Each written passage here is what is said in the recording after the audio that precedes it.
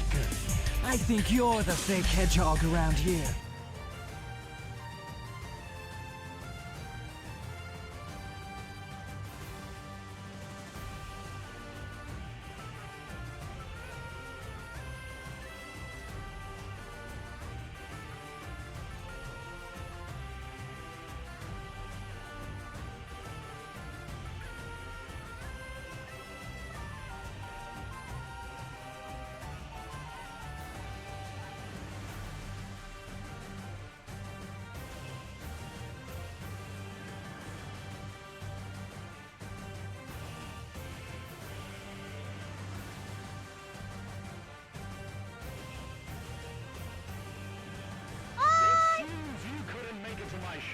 So I brought the show to you.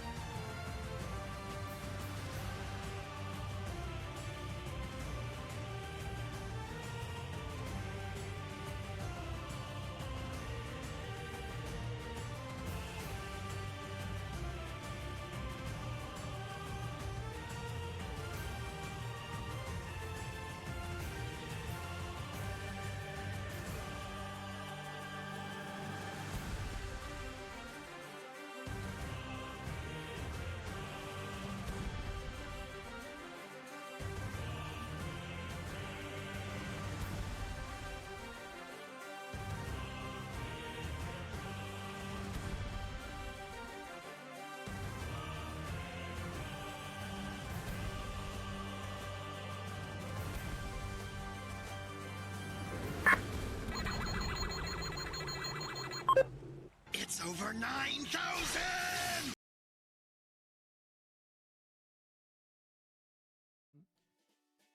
Hello, everybody, and welcome to Wrestling is Silly. It is Wednesday, and you know what that means. Time for the greatest wrestling show in the world. Joining me today, back by popular demand, is our favorite janitorial crocodile. It's Matt from Matt Speaks Words. How are you doing today? Hello. Yes, it's me. I mean, you say popular demand. I mean, I am popularly demanded everywhere, but largely it's for spills, and to make sure that the locker rooms don't smell quite so bad. Hang up new air fresheners. Someone keeps eating them. That sort of thing. Well, round here we want you only for good reason, only for entertainment reasons, of course. Bude RPG, thank you for those 11 months of sub. I'm just trying to get your crocodile to start bouncing around again. Bear with me just a second. Yeah. I've had a long day. I'm not bouncing around quite so much, Have you tried holding a mop with your teeth? I mean, to be fair, like it is. Not only is it like really, really hot today, so I understand why you're very tired. I would be very tired too. But it's just, a lot of work in it. It's a lot of work. Yeah. Listen, trying to clean up after these folks, these fighters. It's not easy. It's a whole. I would say it's more than one person's job, and like I'm not even a person. I'm a crocodile. So some might say you should really put more budget into this. Okay. Maybe I should put a little bit more budget into this. However, I don't have budget. I have no money.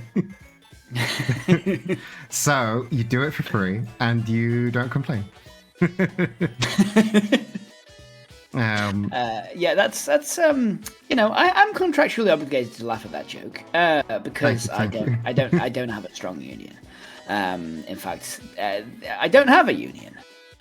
But, well, maybe you should unionize, and I would pay you better. And by better, I mean at all.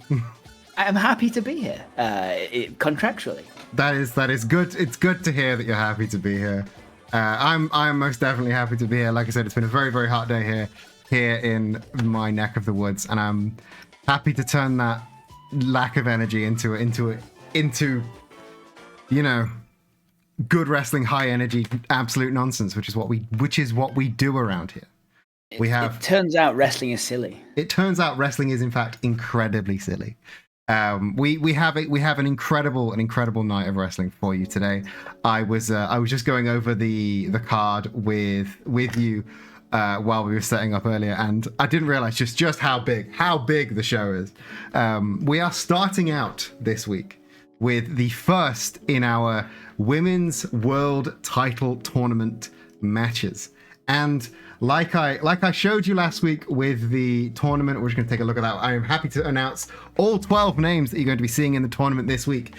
We are going to be seeing the left half of this tournament card tonight. So we are going to be seeing Annabelle versus Peach versus Poison Ivy, and we are going to be seeing Tetra versus Vicky versus Marnie. And if you don't recognize Need some help? And if you don't recognize any of those names, don't worry, Professor Helper is here to help you know those. Bye then. Or not. If you don't recognize any of those names, don't worry, you will surely recognize them when they come down to the ring. Like I say, we're going to be opening with one of these triple threat matches. And, you better believe, Annabelle like the doll. I've had that conversation twice now, where I've had to clarify, Annabelle, yes, I mean the doll. Do you have any? Obviously, all three of these women are brand new to wrestling is silly, with the exception being Peach, and we've only seen her in the ring once. So, if you had have any insight on any of these three, do you want to give any sort of predictions now before we begin, or do you just want to cut straight to the match? I would say that personally, I don't, get to see that many of the matches, but I do get to see the amount of training staff they bring in, and on that front, Peach has the other two licked. Very much. She's got one of the highest budget, kind of entourages that you can find in this hit program. And so she's very much got the training down. We saw that in her previous match. We saw that she's not afraid to apply that. She's very much a well-schooled fighter. Does things by the book because she's had good teachers, and she's got a lot of personal strength, commitment, and ambition. That the other two perhaps they haven't had the privilege of kind of having that pure energy. Whereas, of course, the other two have actually got an experience of pure energy. Either spiritual or indeed like supernatural energy in the case of Annabelle, or whatever the hell is pumping through Poison Ivy's veins. I think it's 100% chlorophyll pumping through her veins, which remains to be tested on the map. I mean, yeah, it is very much sort of up in the air whether or not Poison Ivy's powers will lend themselves to wrestling. I mean, she is probably the most well trained. She has obviously fought with Batman and all of his Bat family time and time again, and just the raw power of lesbian energy may get her through this. But Peach, as you mentioned, being a princess gives her a lot of money and access to the best trainers in the industry. So it's going to be very interesting to see how this shakes out. And Annabelle, well, she's a haunted doll. She is the epitome of a wild card. So yeah, I think she could turn up anywhere. She could turn up at the in some of the biggest fights by the time her career comes to kind of its peak. And yeah, there's like she's coming in from zero, so her peak is miles away. But before we get to a peak, we have to see her first match. So I think it's time that we go down to the ring and see her first match right now.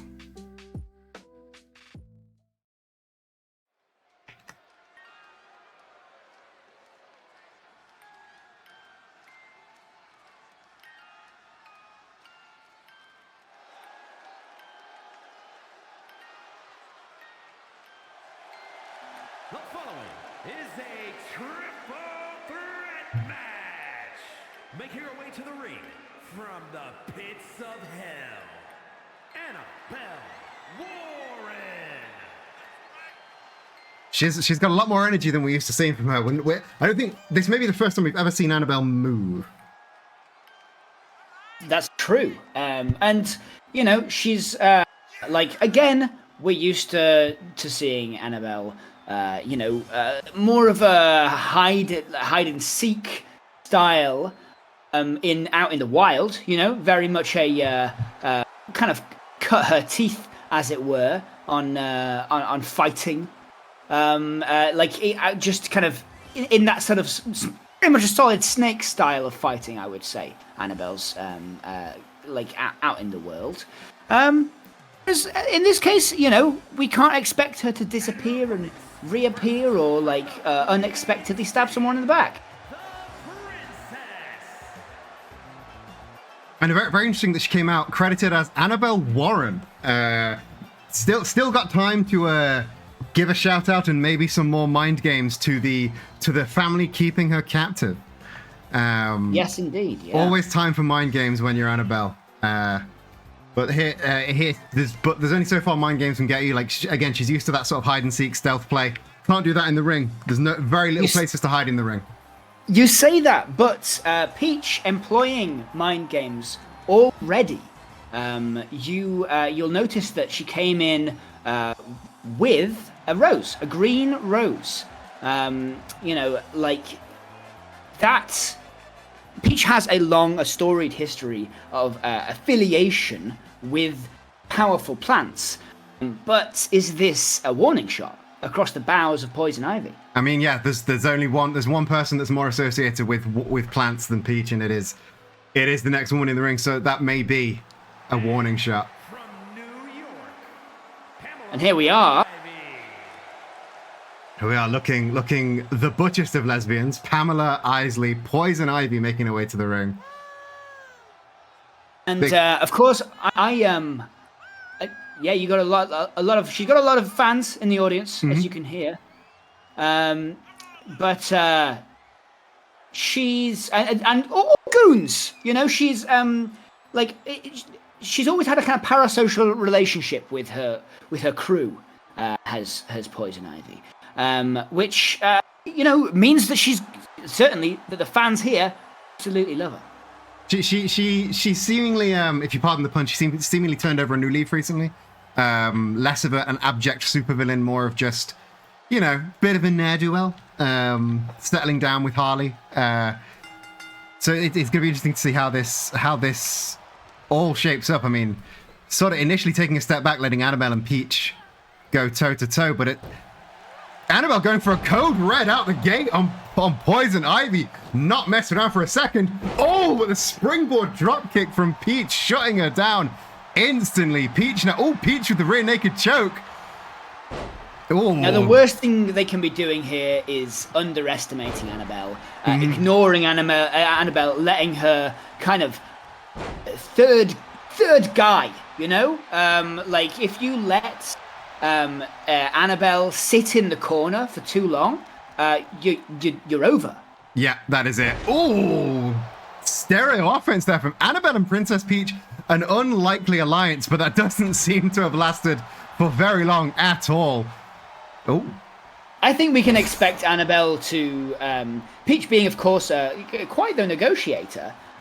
We saw her, you know, very much negotiate her territory and her sovereignty to be kind of recognized far beyond the bounds of the Mushroom Kingdom. But Annabelle, of course, more of an opportunist in this case. You know, she'll see that extended hand of diplomacy, and I think she'll probably bite it off. I mean, it remains to be seen. Princess Peach is very much in control for that brief sequence there. We had the tope off the top, the Pele kick, and just absolute dominance, really showing her athletic history from the varied sports that she's played over the years and managing to turn that dial into wrestling. Peach now seemingly going for a weapon. Oh, cracking Annabelle over the head with a kendo stick. Again, going back to her athletic history. No disqualifications here in this triple threat match. So no, yeah, and this is one of, you know, this is part of the like her training regime. You know, she's always got to be in peak physical form for tennis, for soccer, for full combat,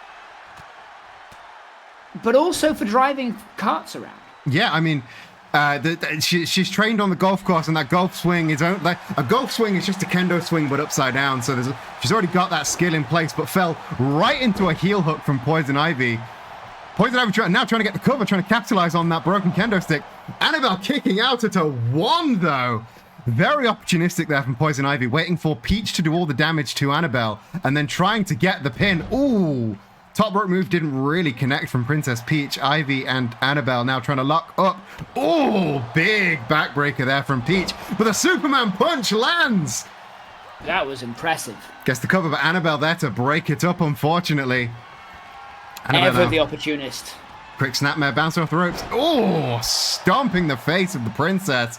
Princess having to take a moment to roll out and recover, giving both of these two competitors got the double underhooks. Oh, big butterfly suplex there from Poison Ivy, taking a moment to showboat to the fans.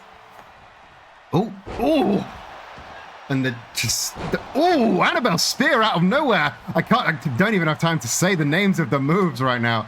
Oh, Poison Ivy interrupting Princess Peach. She did not take that nicely. And another jawbreaker off that knee. Princess Peach back in control once again.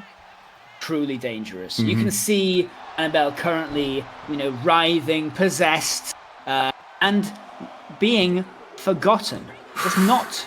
And Peach gets the win, throwing Annabelle out of the ring. You say possessed. I say she was spark out unconscious. Princess Peach. It appears that Annabelle's tactics really backfired on her there. Like sitting out, forgotten. It might get you somewhere when you're stalking a family, but it won't get you past Peach's absolute acumen. I mean, it was an absolute show of force from Princess Peach. I don't want to discount the other two competitors though. We had a really, really good showing from both Annabelle and Poison Ivy. I think there's a lot to look for in both of those competitors, but Princess Peach did put the work in to get that victory. It was close though. There were some moments I thought after that situation with the kendo stick, I thought Poison Ivy was gonna steal that victory off of Peach, but you say Annabelle was the opportunist there, but Peach coming in, realizing it's a multi-man match. There's no DQs. I can get a kendo stick. She used that opportunity. She got the win, and I think It's she's the ruler of a country for a reason. Yeah. She's the ruler of a kingdom for a reason, and that reason is she's got nous. You know, you can say that she's a monarch. She didn't earn her place, but certainly she's got that many admirers because she has proven herself time and again that she is a worthy ruler. Yeah, I mean, there's a reason she's been well liked for so long in her position as a monarch. I mean, there's a lot of powerful competition in the Mushroom Kingdom. They would have overthrown her if they didn't want her, but there's a reason that she stuck around so long. She as Bude RPG has pointed out in the chat, she crushed the opposition with an iron fist, and she moves on to the semi-finals of the Women's World Title Tournament. But who will she be up against? Only you will find out by watching the latter half of the show. Tetra, Vicky, or Marnie. It's going to be a very, very exciting match, but we have so much on before then. We have so much more to show you. Before we go to our next match, speaking of Princess Peach and her victory, Princess Peach showed me a recording from her phone that she took just the other day, and I just want to play it out to you. Play it out to you now. Mr. M's been trying to get in touch. Let's see what all that's about. I said let's see what all that's about. It's not working. Give me a moment. Give me a moment. There it is. It should be working now. Let's see what all that's about. There we go. Princess, it's me, Mr. M. It's been a while, eh? I noticed you stepped between the ropes here at WIS. Well done. Too bad you couldn't secure the bag, eh? And maybe next time. I gotta say, I've been a bit down on my luck, too. Need me a power-up, you know what I mean? Why don't we partner up again? Just like old times. I might be able to grab the flag if I have my lucky charm by my side. And hey, after the longest running Twitch championship run in company history, I know a thing or two about winning. What do you say? Come with me to the ring next week. I'll make it worth your while. I don't know how that man manages to be that scummy over text. That was... It's a skill. Oh, yeah. He is as sleazy over text as he is in real life. And Yeah. And same good on Peach for keeping the receipts. Yeah, I mean that, like, not only keeping the receipts, but showing them to the boss. Like, that's not some. That's like that could be classified as workplace harassment. I'm gonna have to talk to HR about that. But Mr. M very clearly chasing some of that freshly baked cake. You know what I mean? Bringing up the fact that she couldn't win her first match, maybe not the right way to get a new partner, but she certainly showed him. I mean, now we have an insight into just how hard she was fighting there. Yeah, she showed that she doesn't need him to get that win. She dominated without even giving him a second thought. So, if I was to hazard a guess, I don't think these texts are going to be well received by the princess. I think those texts would be well received by anyone. No, I definitely wouldn't like to receive very much taking the pickup artist approach, and I don't think that's definitely not going to work with anyone. We'll see how that transpires in future episodes. But moving on to something far less sleazy, maybe still a little bit greasy, but in a good way. We're seeing kind of sloppy, kind of sloppy, kind of greasy, but in a fun way. We're seeing a guy we haven't seen in a long time. And a guy who's on a bit of a hot streak right now. The mac and cheese man, Mackie Chase, is going one-on-one with Slenderman after seeing how hard he fought in front of his ex-partner Gus last week. Getting that victory, Mackie Chase has decided that, hey, maybe this guy is worth my time. We've not seen Mackie Chase in a few weeks. It's good to see him back in the ring, back between the ropes. I know he's a bit of a crowd favorite. And Slenderman, he might be on the start of a bit of a hot streak. we saw a different side to him last time he was in the ring. People were saying that may have been influenced by seeing Gus refereeing his fights, but maybe whatever it is, something's lit a fire under his ass. I'm very excited to see how Slenderman is going to bring, if he's going to bring that to the ring every week. Do you want to bring your unique insight onto these two competitors? One of the key things you got to know here about Slenderman is once he sets his sights on something or someone, it's just about the length of the road it takes for him to get there. You know, Slenderman is driven, a driven individual. And yes, you mentioned that we hadn't seen much of, you were seeing a different side to Slenderman. I think it's sort of, you can see all manner of angles of Slenderman, but not for very long. You know, it's hard to see any of Slenderman before, you know, you get a nosebleed and the cameras go to static.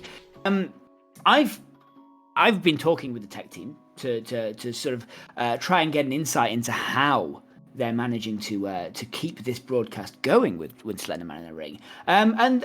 Frankly, I don't want to big them up too much, but I would say that like the amount of candles that it took to around each of these cameras is like unprecedented. Oh yeah, we deal, like, we literally have Satan on our roster. We know how to deal with like hauntings and supernatural stuff. So I managed to bag the only film crew that was also Ghostbusters. Yes, yeah, that's true. They're all Ghostbusters. So it's a very very unique crossover. Their business cards are double-sided. It's very interesting. One of them says no, don't cross the streams. The other one says do cast the streams. Yes, the other one says we stream and cast. It's sometimes they give the wrong side to the wrong people and they get in some right messes, but they're very talented. Don't question why they broadcast the floor sometimes. That is when that is them specifically trying to bust the ghosts during the show. So that explains all of the bad camera angles. They're just making sure that no ghostly activity, supernatural bullshit happens. Now, Mackie Chase, I mean, what can you say, really? A fan favorite, someone who has gone from strength to strength, at least on a personal level. What can you say? Like, this is someone who has managed to create what seemed to be very genuine, very supportive environment around himself. Oh yeah, he not only he's completely homegrown. He's built this fandom up from nothing, and he's like the VR chat group. They are huge fans of Mackie Chase. It's completely organic growth from him. And not only has he fostered this environment for himself, but also for the former Mayor McCheese, Big Mac. I mean, he's now taken him under his cheesy wing, and they formed this tag team, Vicious and Delicious, and they are, again, they're fostering this environment of like self-growth. It's very nice to see, something you don't often see in wrestling. And what's great to see with Mackie Chase is very much the craft of wrestling. Oh yeah, he's very much about the craft. He honors the craft in a big way. Yeah, and like homegrown, home baked, indie fed, Mackie Chase. Indeed. I think there's no more we can say other than that. I think we've hit the big punchline. So let's let's go down to the ring and see how this shakes out.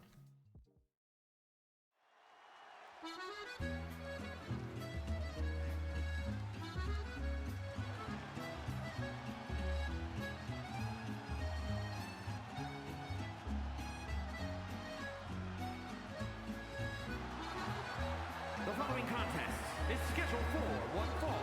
Making his way to the ring, accompanied by Big Mac. Representing Vicious and Delicious. From Milwaukee, Wisconsin, weighing in at 185 pounds, Mackie Chase. Big Mac coming out with a gorgeous new jacket, I must say. And Mackie Chase also sporting brand new duds with Mackie Chase branding rather than his generic red singlet he used to wear. It's good to see him embrace who he is.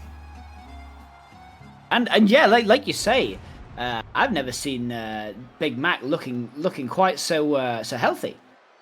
I mean, yeah, he's always been a lot of beef. He's just a lot of beef in a good way now. 100% grass-fed beef. And his opponent, representing the Ministry of Darkness, standing at 7 feet tall, weighing in at 235 pounds, Slater Man. A slow walk to the ring. Making Mackie Chase wait again. Back playing with the mind games. Seeing a lot of this from Slender Man. Exactly. He's all about that. Like he will. I mean, I've had to.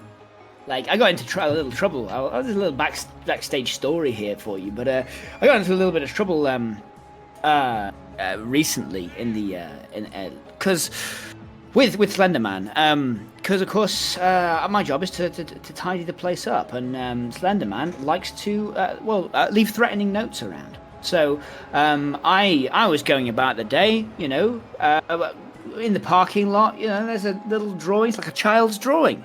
Who's drawn this? Anyway, turns out he gets very angry if you move his drawings. He does. I should have mentioned that. He does not like you moving his notes. He definitely doesn't like you collecting his notes. No, I was collecting them into the bin. I think if you put them all in the same place, he counts that as. I should have mentioned that to you. I mean, good luck with that. Wish you would. You know now at least. You know now at least. At least, yeah. The good news is he's very tidy in the locker room. He's got one suit. Yeah, I mean, yeah, very little. Oh, huge leg sweep there from Slenderman, Mackie Chase. Mackie Chase trying to get into a striking match with Slenderman, which just looking at the two of them next to each other, that can only go one way. In a quick sequence of blows there from Slenderman. Ooh, and another one. Ooh, very, very unique offense. We're not used to seeing these quick strikes from such a large fellow. Up on the top rope now. This is not good news for the Mac and Cheese Man. Oh! You do not want to get landed on by Slenderman. That's for sure. Each of those arms has another 3 arms in it. Mm-hmm. Like, I don't know how much weight is in tentacles underneath that jacket. And he seems to be just, tearing apart the Mac and Cheese Man right now. Oh, sorry, Mackie Chase right now. Oh, huge splash there. See, Mackie Chase is one of those that he tries to get speed, but Slenderman seems to be outspeeding him. They spoke too soon. Mackie Chase back on top, getting in some quick strikes, quick blows, but again, you cannot get into a striking contest with a man this size. And this is part of the grander strategy here, you see, because, of course, Mackie Chase very much good at picking up, learning his opponent, and especially over multiple bouts.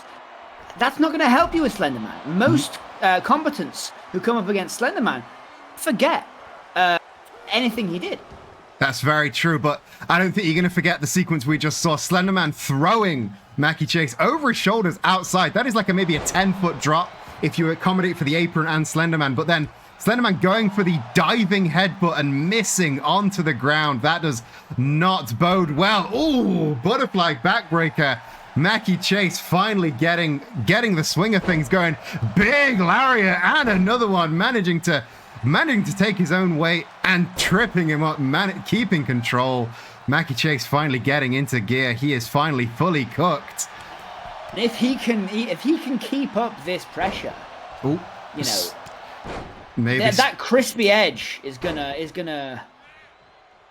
Maybe spoke too soon. Sequence of lariats here and a big slender splash. Guess the cover. Ooh, a very decisive kick out on 2 from Mackie Chase. And Slenderman not taking kindly to that, stomping on the chest and on the head. Yeah, you challenge Slenderman to a lariat contest. Oh, he goes for the headbutt again and misses. Once again, Mackie Chase rolling out of the way and a drop kick to that injured face, getting the boot up. Oh, once again, Slenderman though, just throwing around like a rag doll. The blocks are up from Mackie Chase. Because say what you want about Slenderman, Mackie Chase is the more accomplished fighter here in Wrestling is Silly. So once it gets to the technicals, there's only one guy in control, and that is the man on the top rope. The top rope bulldog, bringing Slenderman back down to earth with a huge crash, getting the cover. Just That's a that's a brief view into why Mackie Chase is such a fan favorite. You know, like kind of moves like that. That's like that'll pierce your lid. Yep, that will like he is red hot, fresh out the oven when he hits things like that. But the bad ending from Slenderman. This is how he won his last bout. Is this gonna be it? No! Mackie Chase kicking out of the bad ending, but the giant hammer takes him off his feet. 3 feet of clearance there. Oh, what's it gonna be? Spinning tombstone. He is laying it all out for Mackie Chase, but too close to the ring ropes. You do not want to get that big hammer out of Slenderman. No. He's so large. You know, you're flying 6, 7, 8 feet into the air. Yeah, I mean, I think that little cheese ball hit terminal velocity then. But Slenderman letting it all out at once with the tombstone, the giant hammer, the bad ending. Is he going to go for the headbutt? Is he going to hit it this time? He finally hits the headbutt. Is this going to be it for Mackie Chase? And that is all she wrote. Slenderman picking up another victory. Just a terrifying competition. Yeah, I mean, he made a statement with that victory. He saw Mackie Chase getting a little bit of action out, and he was like, no, this is how this is gonna go. And it was bad ending, tombstone, giant hammer, diving headbutt. And this sequence, this new victory sequence he's got, he's really milking this victory for every second, like trying to get cheers from the crowd, but they are not playing along. And it's worth noting that for every moment that you spend perceiving Slenderman in this showboating, you stand a fairly large chance of waking up in the woods with no idea what's happened to you. Yeah, I mean, the only good thing that I think Mackie Chase can take from this match is he is going to know where he is, because Big Mac is here to make sure that he does get out safe before Slenderman does any of that, Slender nonsense. But it does not look good for the victims of Slenderman right now. And he's still going. I'm gonna cut away. That was kind of embarrassing for him. Just the lack of reaction he was getting. But again, I feel bad for whoever his next victim is, if I'm honest. He's on a bit of a tear right now. He's on a real vicious streak. And I mean, part of me thinks that picking Mackie Chase in the first place was a bit of a statement, because he must know how beloved Mackie is with the audience. And to just for sure, he wants to break the spirit of the audience. And just to tear him apart like that, maybe he's making a bit of a statement and going, hey, you should be paying me that attention. Remember I'm here. Remember who I am. And that's it. When you are trying to ignore Slenderman, which of course is the wise thing to do. I'm sure most of the viewers today know that really you should try to pretend that you haven't seen Slenderman. Otherwise, usually that's how you bring the wrath down upon you. But of course, in this instance, he's making sure that you've seen him tear apart your favorite. Yeah, I mean, there's like he's definitely trying his hardest to make sure you do not forget who he is. You do not try and put him out of your mind. What do you think his end goal is here? Because I never thought he was going to be one for, chasing titles, chasing fame. That doesn't seem to me like it would be Slenderman's end goal here, but maybe it is. Usually hates to be perceived. Usually gets quite angry about it. He's very much shut down. People trying to pry into his life. Very much he's shut down. Investigative documentaries, student films, all manner of media that's adjacent to him. Very private individual. But maybe that's it. Maybe like he's sick of the fanfare going on around him and wants to kind of strike back, control the image. Yeah, I think you might be onto something there. I think he's. I don't know if we can accurately like predict the moves of Slenderman. I think that is a fool's errand, but whatever he has in store, I'm very excited to see. It's a terrifying day, I would say. Yeah, it's whenever he steps between those ropes is a terrifying day, and this is coming from somebody who has Garfield and Satan on the roster, and of course Winnie the Pooh. But I think Slenderman may low key be one of the most terrifying men on the roster, and maybe he is tired of being that low key. Maybe he's want to turn it up into high key. Maybe the Colonel's gonna have to worry about Slenderman pretty soon. But moving on to our next match this evening, we have trios action for you. We have 6 men getting into the ring. We have the Fight Boyfriends with their new protege Ichiban under their wing, taking on the Snack Pack. For those of you unaware, the Snack Pack, of course, the team of Luigi, Waluigi, and the indie faves that sort of made him remember why he loved wrestling. This week we have the Burger King coming out, but of course Mr. Pringle and Pepsi Man also part of this Snack Pack. Him coming out this week with Luigi and Waluigi in 6-man tornado tag action with the Fight Boyfriends and Kasuga Ichiban. This is one of those where it's now the Snack Pack have been fighting for what they call for the love of wrestling for the past few weeks. They are admittedly not interested in things like title opportunities or just getting to the top of the card. They just want to wrestle for the sake of wrestling. And I feel like on the other side we have the Fight Boyfriends taking Ichiban out to maybe teach him some ways. So both parties here with nothing to lose and everything to gain from this match. Whoever wins, I think both parties are coming out on top. So I think predicting a winner is kind of the wrong attitude to come into this match. But do you have any thoughts about either of these teams? I think the Snack Pack is something perhaps to what you were saying before about the love of wrestling. This is a group that's very much across the aisle of the disparate kingdoms, different spaces of in between the Mushroom Kingdom and the Burger Kingdom, and it's all for the love of the fight. It's all to show. I mean, you could just look at them. Like, they are, these incredibly well cut. They are clean cut. I would describe them as, individuals, all who have no reason, no lack in their life. They are bringing this to you for joy, very much as food is brought to you for joy. It's a very interesting observation there. The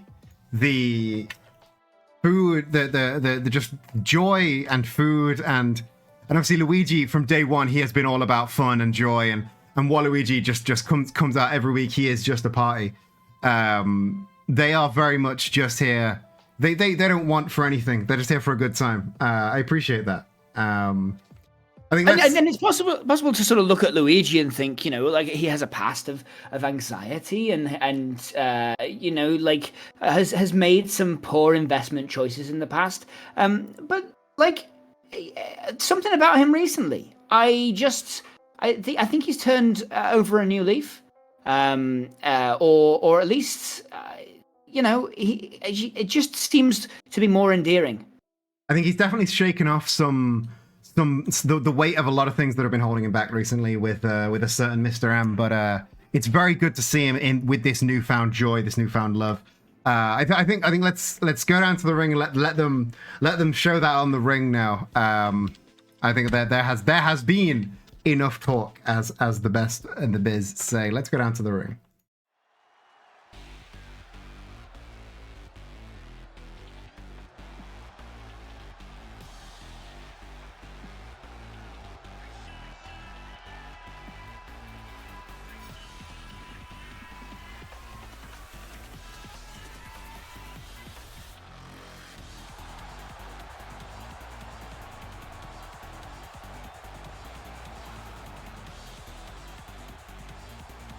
Fight Boyfriends coming out. Contest is a six-man tornado tag team match.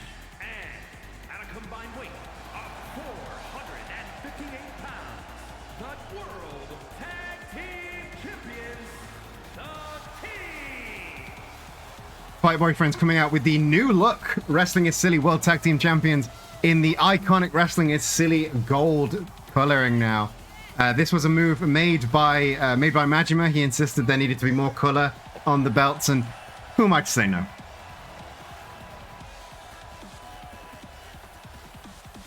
He's absolute beefcakes coming down to the ring right now. One of the most beloved teams in the tag division, and that is saying a lot because our tag division is absolutely stacked.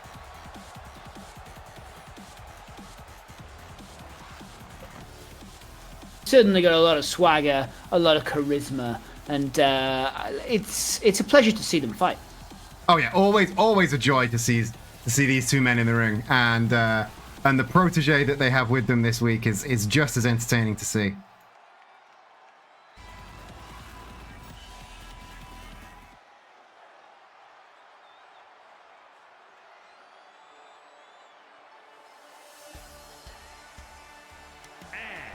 From Tokyo, Japan, weighing in at 269 pounds, the Hero.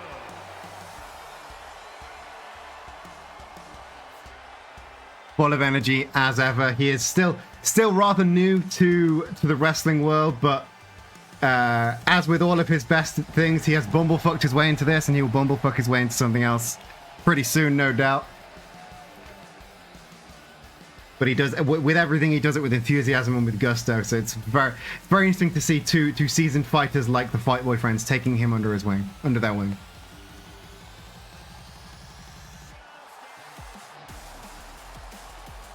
And you can see it's a natural fit. Mm-hmm. You know, the crowd love him, and that charisma, that machismo is already present. Oh yeah, they definitely cut. They're definitely cut from the same cloth. Are these three men? And at a combined weight of 643 pounds, the B-Team. Luigi. Of course, the combined weight being shown there because, of course, the Burger King won't let anyone measure just him for weight because that would allow people to recognize when he was hiding in something. Of course, yes. The Burger King is a cosmic force that weighs both infinite and nothing, depending on where he needs to hide.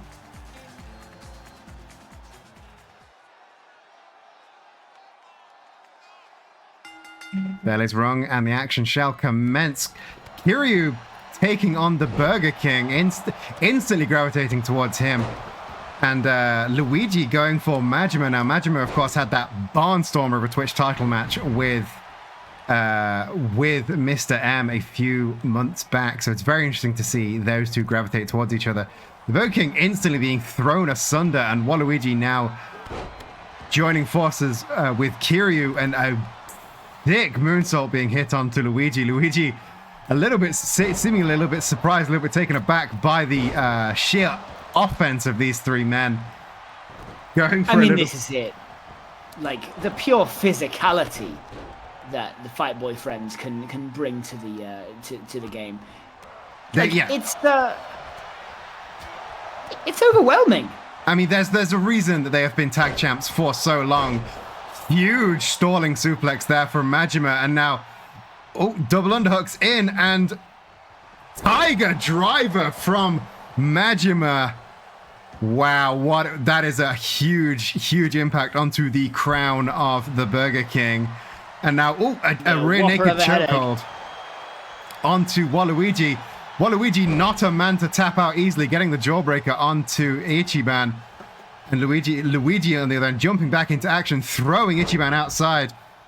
Waluigi getting his offense stopped by Kiryu. Kiryu and Majima showing how in sync they are. Quick body slam onto Waluigi, causing him to roll out. And now the Fight Boy friends ganging up on the Burger King as, a choke slam from Luigi onto the floor, and now turning his back on his opponent for a little bit too long.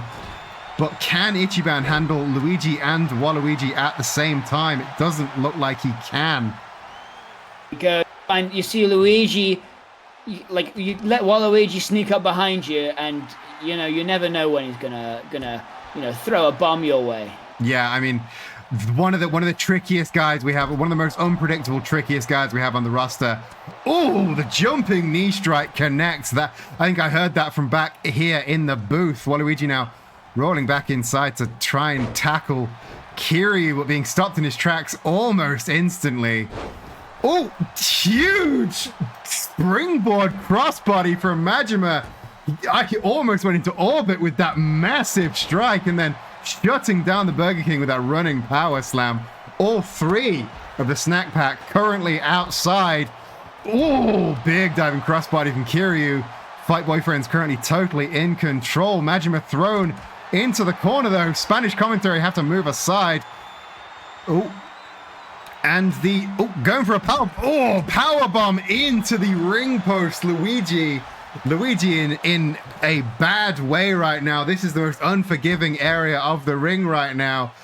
And the stalling suplex. This is bad news for the snack pack. I mean, they say they fight for the love of wrestling, but you can't love this, can you? Luigi hasn't hit the ground this many times in quick succession since Mario Party 1.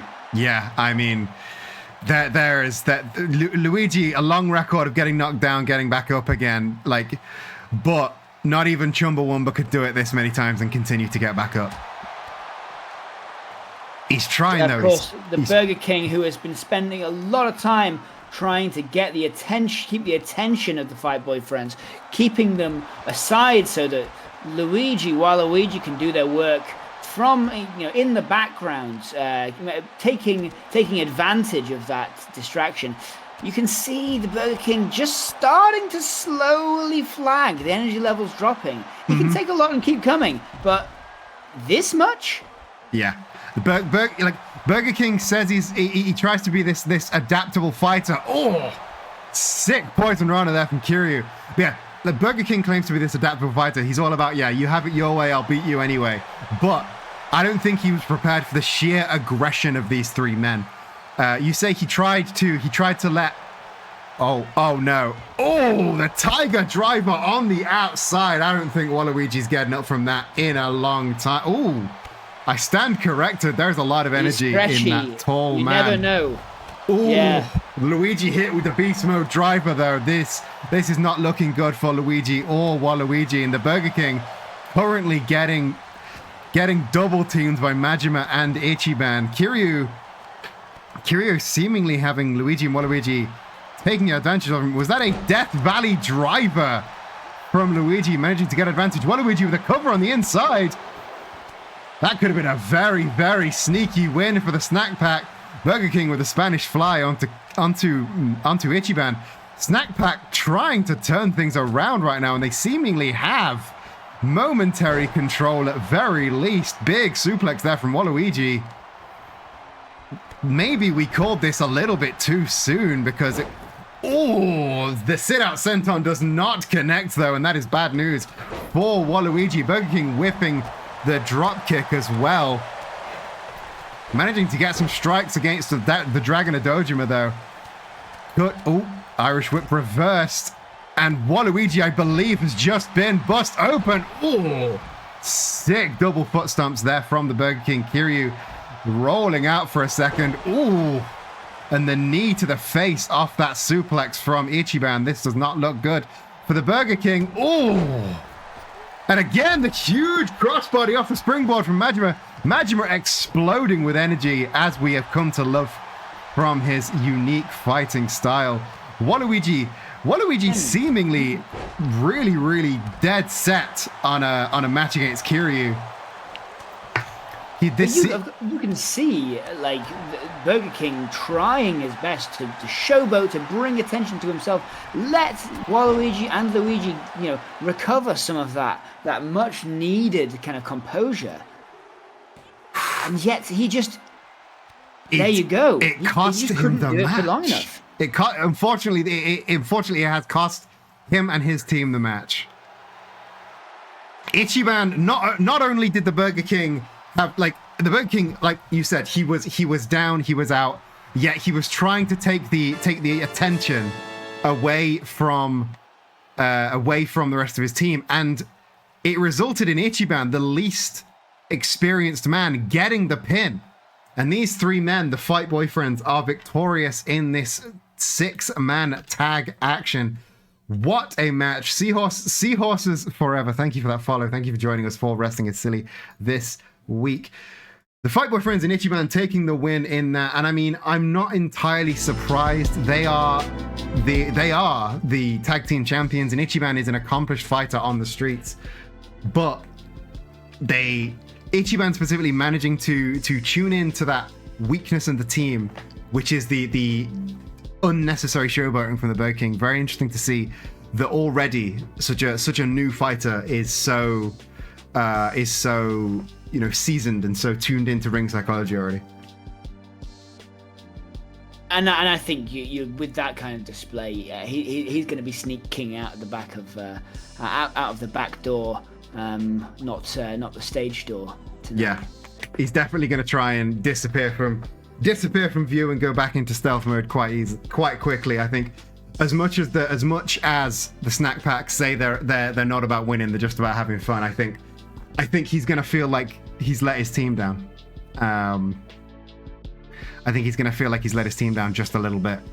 And that is the end of the first half of Wrestling is Silly here. We are going to go for a very, very quick break. We're going to be gone for 2 minutes. So in that time, refresh your drinks, empty your bladders, go for a quick vape if you are one to partake. We will be back in 2 minutes for another hour, at least, of Wrestling is Silly action. So don't go anywhere. But in the meantime, who is that Pokemon? Who's that Pokemon?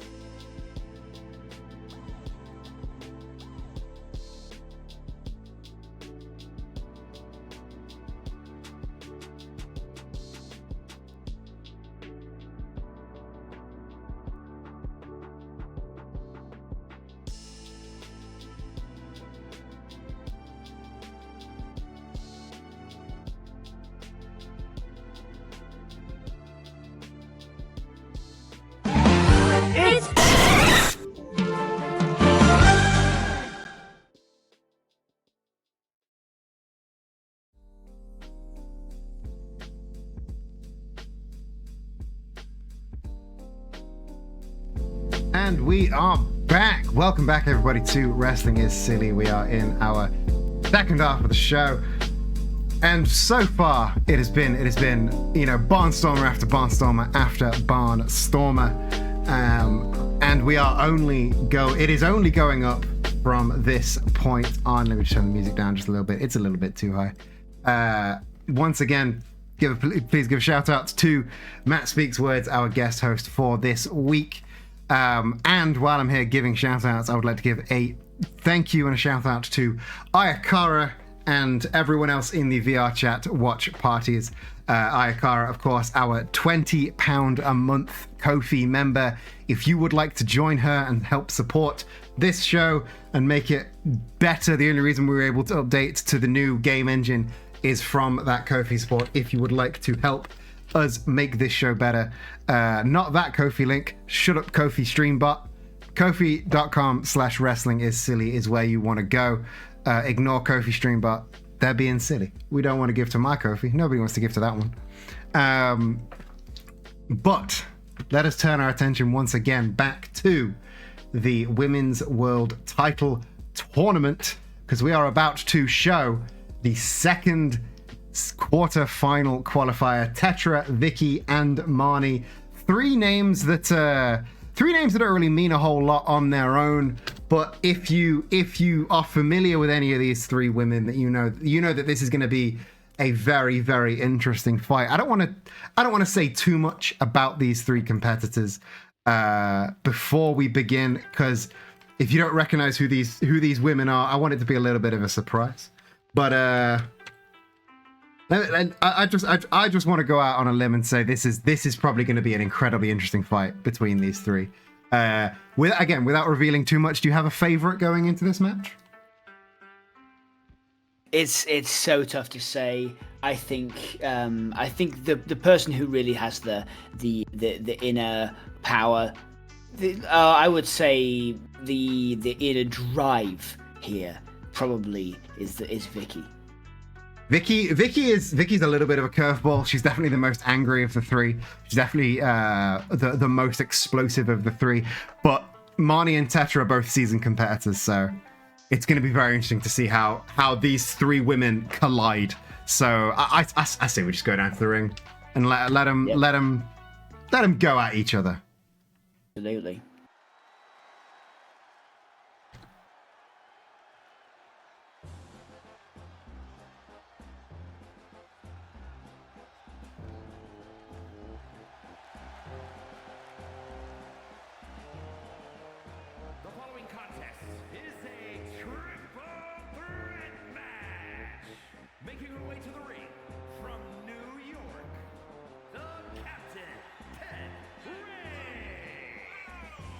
New York? I didn't say she was from New York. You're just making stuff up now. Announcer, come on. I didn't know that. I didn't know she was from New York. He's definitely just making stuff up now. I didn't know where she was from, so I left that blank, and I think he just picked a place. If I had to guess, she's a wanderer, right? She's a traveler. And all roads, they say, don't they, lead to New York. No, all roads lead to Rome. All seas lead to New York. That's what they say. Yeah, that is true. They bring me your weak, your weary, and your pirates. Yep, and your huddled pirate captains. That's it. I think that's what they say. Yeah. It says on that plaque. I've never been. No, I never read it. I have been, but I didn't go to the statue. It's too touristy, you know. Yeah, it's but I think that's what it says. Something pirates. Yeah, so something pirates. I'm pretty sure it says like pirates. Chesapeake Bay's nearby, right? Like they've got loads of ships in there.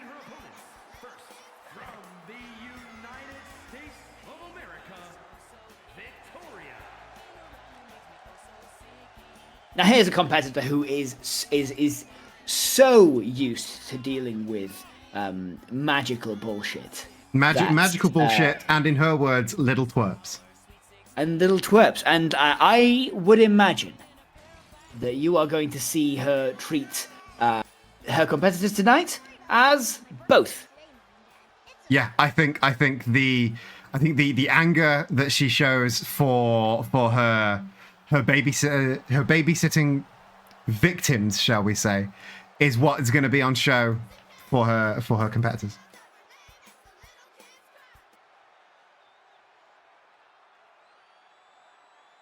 Again, very angry, very angry, confident, knows that she's putting things back in order by winning tonight. Mm-hmm.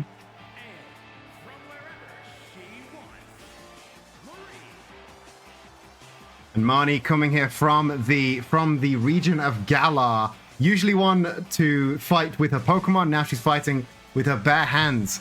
Very interesting change of pace for her. Let's see how she can tackle it. Vicky from the world of the Fairly Odd Parents.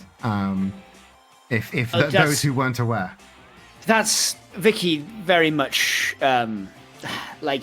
she does. I don't think she likes to be typified by her trauma with the fairies.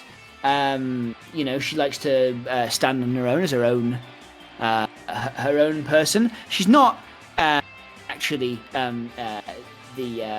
Timmy Turner's sister, as many people think. She was actually that was a workplace. She was yes. She's just a babysitter, but with enough. With how absent those parents were, she could have been a sister. Marnie, however, a far more seasoned competitor, but again, not one competing with her hands usually. Marnie was fighting with her bare hands is a Pokemon. It's a Teddiursa evolution, I think. Right? Yes, it's a fighting type Teddiursa. It's a new thing for the new region. Vicky immediately going for Tetra, the smallest of the competitors, but then taking a second and letting Marnie get softened up by the pirate captain. She hates twerps. She does hate those twerps. And now just pointing and laughing at Marnie. Very, very... Ooh. And now the two of them, double DDTs on Vicky. Marnie immediately turning and a big thrust kick to the head of Tetra. Marnie asserting her dominance in this match. Let's see if it can go as well for her as it did for Princess Peach. Rising knee strike takes Vicky out of the competition. It's still Jolteon. It's still apparently Jolteon. Thank you for that. Thank you for that. Who's that Pokemon? Vicky now back in the ring. Half and half suplex planting Marnie on her head and her rolling out of the ring, giving Vicky and Tetra some time one-on-one. Ooh, Vicky getting another choke. Vicky going for the choke, but unable to get the submission victory. Marnie now quick hip toss. Oh. You can expect Vicky to be going for the submission victories for the most part here. Yeah, that's definitely. She said she was going to be bringing the twerp lockout to secure victory. I'm not entirely sure what that means. I assume it's some sort of submission victory, but it's going to be interesting. Oh, Northern Light suplex onto Marnie, and huge exploding drop kick. Oh, but a ripcord forearm taking Vicky down, giving Tetra a moment to get back up, and Irish whip from Marnie. Oh, and a dragon suplex. Oh, just the back raking with those sharp nails. Oh. Quick back suplex. This is it. You know, like one of these competitors has the kind of the past and inner soul of a kind of a chosen princess. One of them has an array of magical friends and creatures at their belt. Vicky just has rage. Yeah, Vicky is just anger. She is just anger, and it's going to be interesting to see how far the anger can take her. Right now, it's taken her into a reversing a butterfly suplex into a beautiful arm drag. I didn't know Vicky had the technical skills in there, but then just being taken down with a flurry of rights and lefts from behind. Tetra now reaching for some plunder very much in her wheelhouse and swinging that kendo stick, opting to whiffing the first one and opting not to do it anymore. Oh, what she got in store now? Going for exploder driver into the small package pin. Could this be it? Oh, just a 2 count. But that would have been a very, very tricky way for Tetra to secure the victory. Moving on to Marnie. Yeah, it's fairly familiar for Tetra to be around until about the second act, and then you kind of lose track of her for a bit. Yeah, hopefully she'll have more of a complete arc this time, and she won't just disappear. A vicious Jujikatami onto Marnie. That's a Pokeball thrown arm. You can't take that off her. Now turning her attention onto Vicky. Again, the Jujikatami, a deep hook into that. Hooking it through her legs and everything. There's no way for Vicky to escape that. Vicky, just powering her way out of that. That could have snapped her arm right out of its socket, though. Oh, she returned. Last time I saw that, it was she had Beedle in that same lock. He nearly sank. Yeah, returning fire though with a vicious heel hook though. Trading submissions off with Tetra. Marnie again going for that kendo stick and opting not to use it and eating another exploding drop kick for her troubles. Vicky now the first one to swing the kendo stick, gets one big strike in her, and Marnie eager enough to dodge that second strike, getting the cover, surprise pin. This could be it. Oh, Tetra could not get there in time, and Marnie securing a victory almost out of nowhere, some might say. Marnie, the dark type trainer, sneaking a victory out of nowhere. It's nothing if not in character for this fighter. Geeks May Vary, welcome to the stream. Just in time to see Marnie make her way into the semi-finals of the Women's World Championship tournament, followed of course by Princess Peach, who you saw earlier in this evening in our opening contest. Now, this is going to be a very interesting semi-finals between Princess Peach and Marnie. We saw both of them tonight. We saw a very, very dominating performance by Princess Peach. And now Marnie, with more of an underhanded approach, how do you think those two are going to meet in the ring? You've hit the nail on the head right there, Eden. I was just thinking, it's going to be interesting to see how Marnie adjusts her tactics in a one-on-one competition. We know that Peach is a prevailing sportswoman. She has is kind of has that multidisciplinary background. It's going to be interesting to see whether or not those sort of feints, if you will, in that Marnie went through there. Sitting on the sidelines and just waiting for that moment to really kind of pounce to get the pin.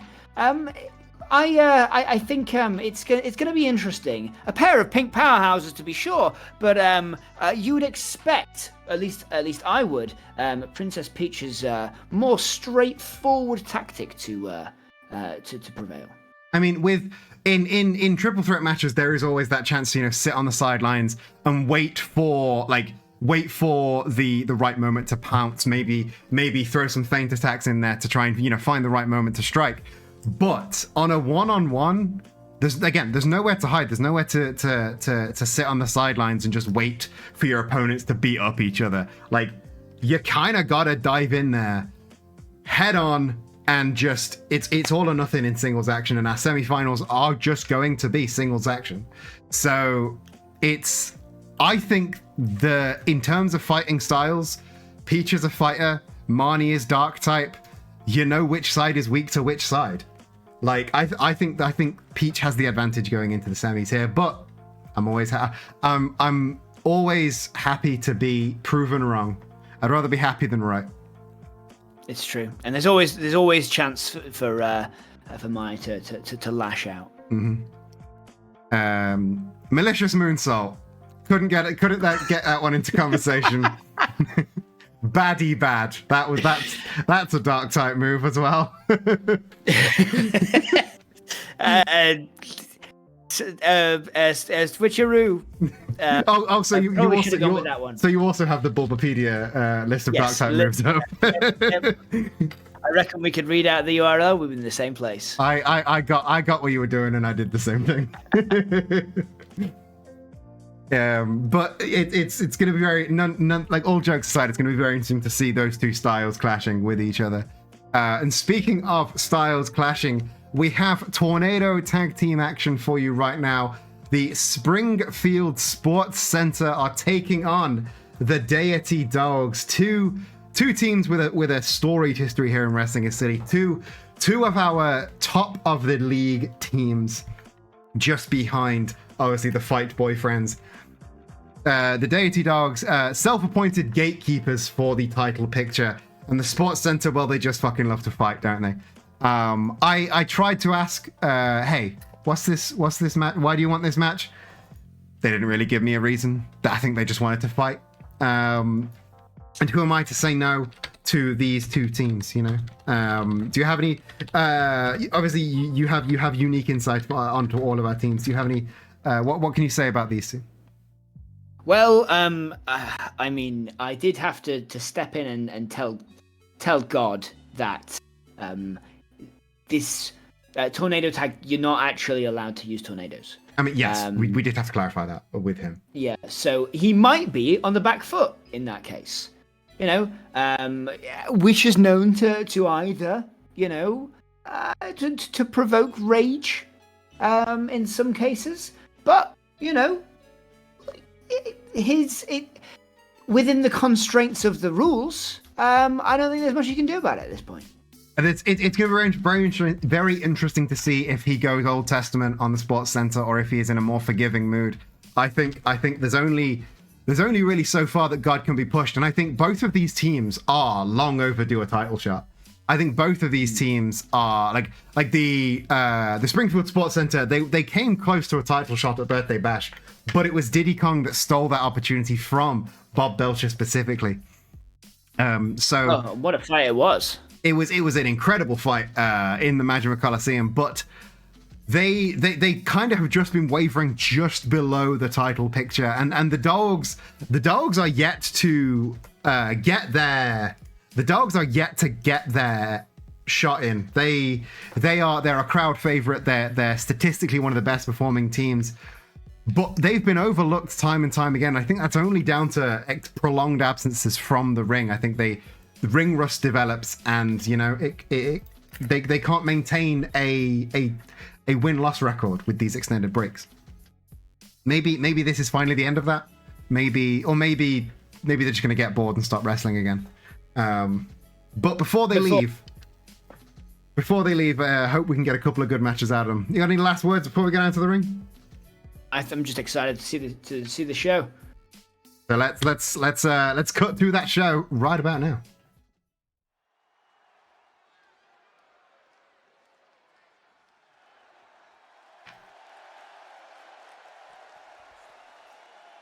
The following is a tornado tag team match. On the way to the ring, at a combined weight of 500 pounds, Havoc. Matt Wii Sports and Bob Belcher coming down in Springfield Sports Center branded gear. They've really stepped up their performance.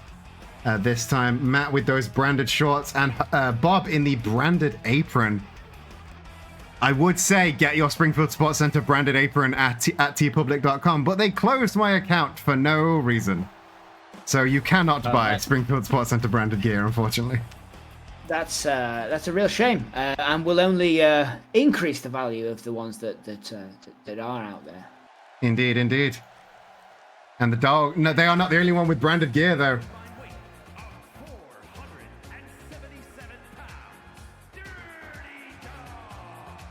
Deity Dogs coming down. Deity Dog. God with a branded robe, and Doug Ziggler coming out in Dog's color-coded garb with that branded jacket. Again, We've been stepping up our game here at Wrestling is Silly. We're making sure all of these teams are fully represented.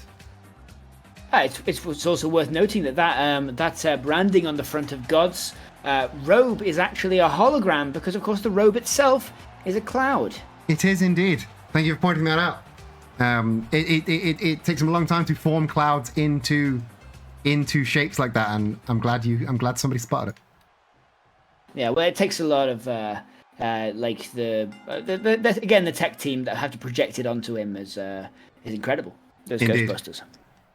Oh, huge chokeslam onto Matt Wii Sports. A dominant start here from God, who is taking to wrestling without a shirt. Let's see if he can get some more momentum off those throws with that extended freedom. Matt, however, using that technical skill to reverse into a huge suplex of his own, and the hanging DDT from Doug Ziggler, putting Bob out of action for now. God, oh, huge holy lariat there. And Matt really showing off his strength with that stalling suplex, all the blood rushing to Doug's head before throwing him down to the mat. And I've got to say, I did see Matt Wii Sports. You can tell that there's that core strength there. I did see him on the Ring Fit Adventure, and that's you can probably expect that he can squat 10,000 times now. Of course, yes. A very sneaky early pin with a small package there from Bob, trying to catch God unawares, getting a sneaky 2 count, and then kind of asserting his dominance over the Almighty, carrying him around and guillotining him off that top rope. That's some very, very targeted kind of mind games there from Bob. I wouldn't have expected it from him, but he is in some ways a Jesus allegory, and to show God his place, I suppose hitting him with the T-pose you'd hope it'd be effective. You'd think, but God managing to slip out of the ring to get the advantage over Bob Belcher, and now butterfly slams and rolling drivers. It is all God from here on out. Combat has spilled to the outside with Matt hoisting Doug into a huge power slam. God now the double underhooks. Bob rolling through into an arm drag, managing to avoid that huge butterfly suplex. God angry now, like he's very much got the opinion, you insult mine, you insult me. He is the Father, the Son, and the Holy Spirit as far as he's concerned.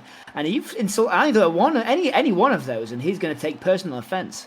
And of course, that's shown in action as you were talking. Matt throwing Doug into that steel ring post, and God, as soon as he heard that clang of metal, turned his attention to Matt. And it was the German suplex, the huge King Kong lariat. And only just now is Matt managing to regain momentum off the back of that vicious assault. And now both of the Sports Center turning their attention to the Doug Ziggler neckbreaker onto the mats. This is not looking good for Doug alone on the outside right now. Belly to belly slam. Matt Wii Sports really extending out of his former boxing moveset into more of a general wrestling. Ooh, arm trapped belly to belly there from Bob Belcher. He's been training with a lot of grapplers, and it's really been showing in his very technical moveset. Double underhooks. Oh, dragon suplex onto God. It takes a lot to suplex God, but both of these Springfield Sports Center members have managed to make it, and it is Matt going for a bear hug against God right now. That is a very, very statement move. Doug fortunately there to break it up for the Deity Dogs, and the flipping neckbreaker on to sharp offense there from the Springfield Sports Center. The Dogs usually have a little bit of an easier time than this. Matt being thrown onto the ramp now, being taken way out of action, but Bob Belcher able to just halt Doug's momentum, and now both of the Deity Dogs out for the count. Sports Center in full control. This Really, we are seeing, these guys train in Springfield, a place where God really has no sway. Springfield is the town that God forgot, and I mean, choke sounds like that. I think he might be remembering them right now, though. Doug Ziggler unable to get momentum over Bob Belcher, though. He has had more than one burger of the day to prepare for this, and it shows. Oh, the stalling suplex onto God now. He is a big and heavy competitor. That shows. And that's gonna be a lot. That's a pillar assault coming down now. Yeah, that is a show of force, a show of sheer strength from Matt Weesports. God using the ropes to get back to his feet and being thrown asunder. Oh, the burger there is locked in. Doug Ziggler is being choked out by Bob Belcher, and what is this? Matt Weesports, the sit-out powerbomb. It is all over for the Deity. The Deity Dogs, the burger they managed to kick out, and Doug Ziggler managing to break the referee here, one of the faithful. The referee the referee, of course, couldn't split her attention between watching for the kick out and watching for the tap out at the same time, so that worked in God's favor, because that would have been all over had that pin been counted a little bit faster. Doug knowing he's got to step it up now, trying to sneak a pin in, but Bob, unfortunately, a little bit too present. Huge STO there, planting Matt onto the ground. He rolls onto the outside, but this does not look good for... Bob managing to avoid that huge lariat, but he gets one in the end. The dogs do not look in a good position right now.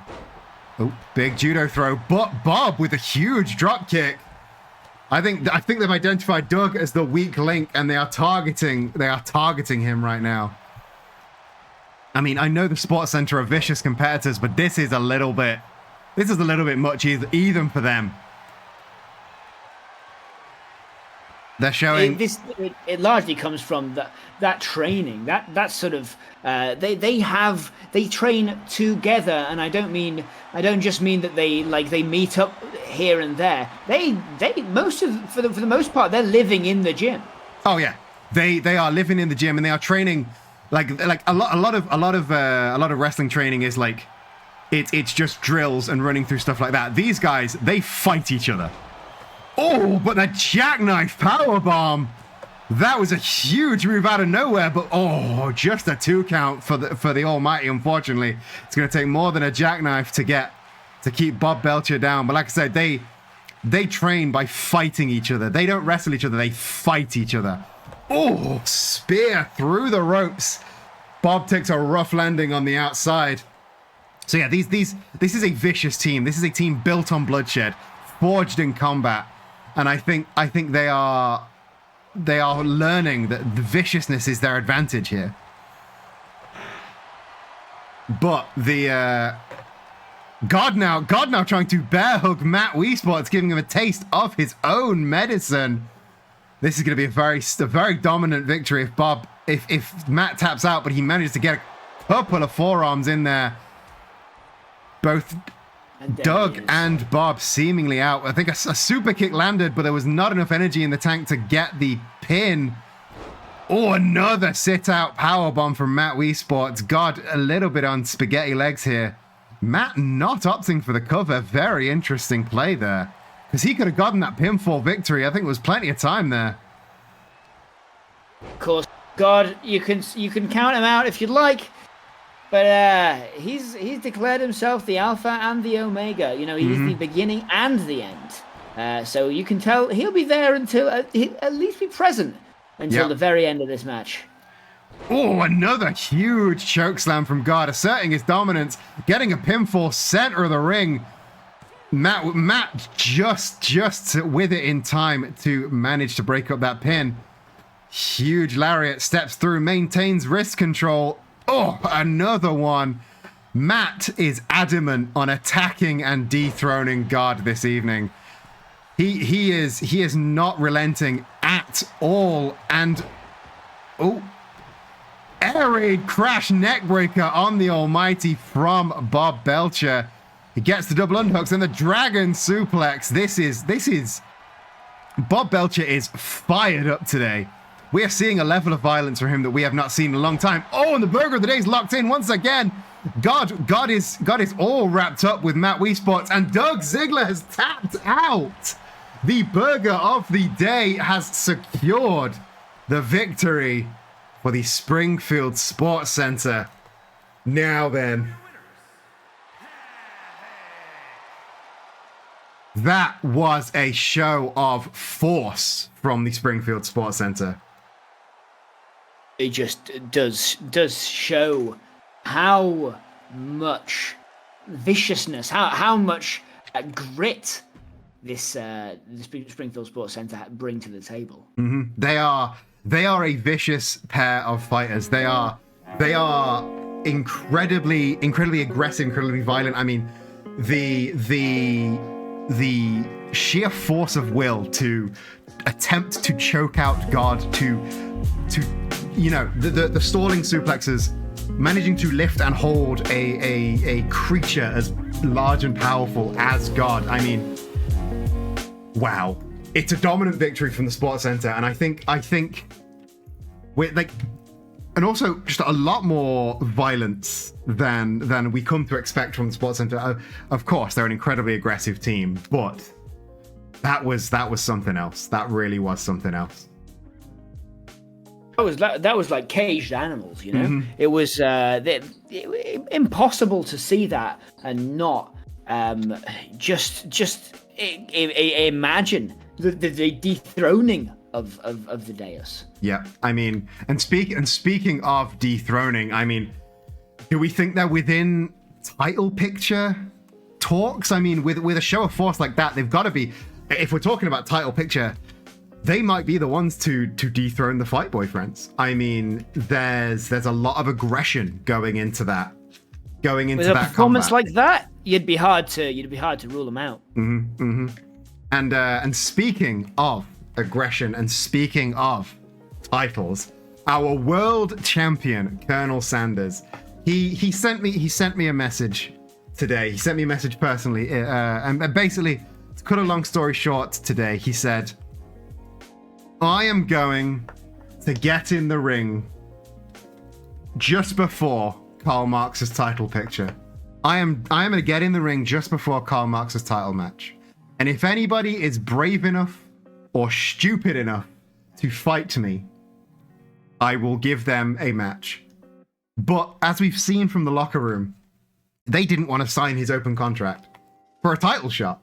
They didn't, like, Colonel Sanders has entire dominion over the locker room right now. He's beaten everybody. He has never lost, and now he's the world champion. So, like I said, he's gonna get an entrance. Something's gonna happen. Let's see if somebody is, in the Colonel's words, brave or stupid enough to fight him. Do you have I would say, do you have any thoughts about this match? We don't even know if there's going to be a match. So I suppose let's just go down to the ring, shall we? You might even expect to simply see him standing alone in the ring. Maybe. Such is the dominance that he's shown so far. Certainly, I know that, yes, he has got dominance in the locker room. In fact, it's getting greasy in there. You know, I'm out of degreaser. There's a family bucket in every single locker room, which he calls his juicy gift to every combatant. Obviously, not that many people are touching them because they consider them to be an ill omen. But he'll go in there personally. I see him, and he'll just drop off a new juicy gift once the last one gets cold. I mean, he must get them for free. I'm pretty sure he gets them for free from work. But I think they're warning shots. You know, if you touch them, then that might be a statement of war. Mm-hmm. Yeah, I mean, he talks quite a lot about his juicy gift. He leaves them in there.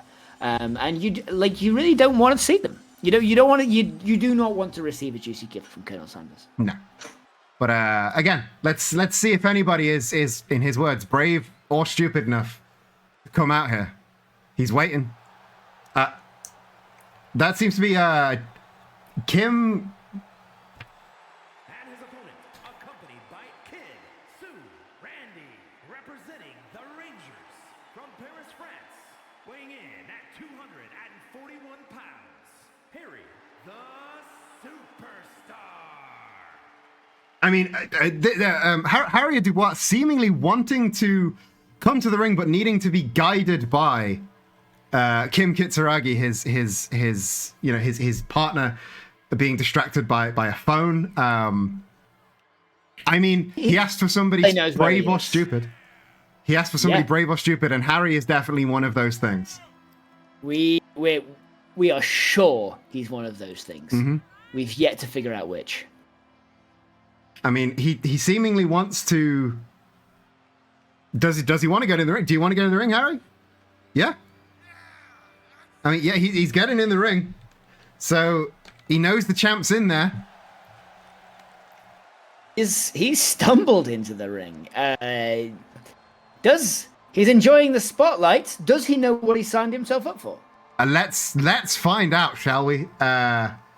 He's definitely happy to be here now that he's found his way into the ring. But if he's fighting the undisputed, undefeated world champion, maybe he'll change his tune soon.